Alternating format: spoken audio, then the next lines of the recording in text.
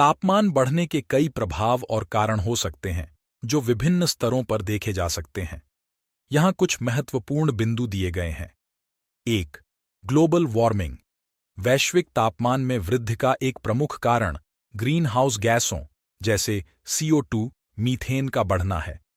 ये गैसें वातावरण में गर्मी को फंसाती हैं, जिससे पृथ्वी का औसत तापमान बढ़ रहा है। 2. मौसम परिवर्तन। तापमान में वृद्धि के कारण मौसम पैटर्न में भी बदलाव आ रहा है।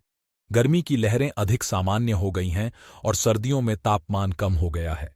3. ग्लेशियर का पिघलना। बढ़ते तापमान के कारण ध्रुवीय बर्फ और ग्लेशियर तेजी से पिघल रहे हैं, जिससे समुद्र स्तर बढ़ रहा है और तटीय क्षेत्रों को खतरा हो सकता है। 4. जीव जंतु पर प्रभाव। तापमान में वृद्धि से जीव जंतुओं के जीवन चक्र और उनकी प्रवास की दिशा में बदलाव आ रहा है।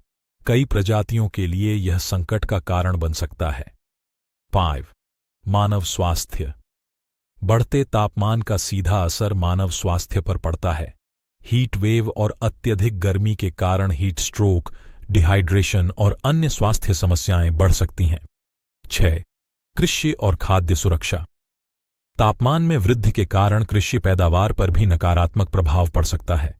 सूखा और असमय बारिश फसलों को नुकसान पहुंचा सकते हैं। 7. प्राकृतिक आपदाएं।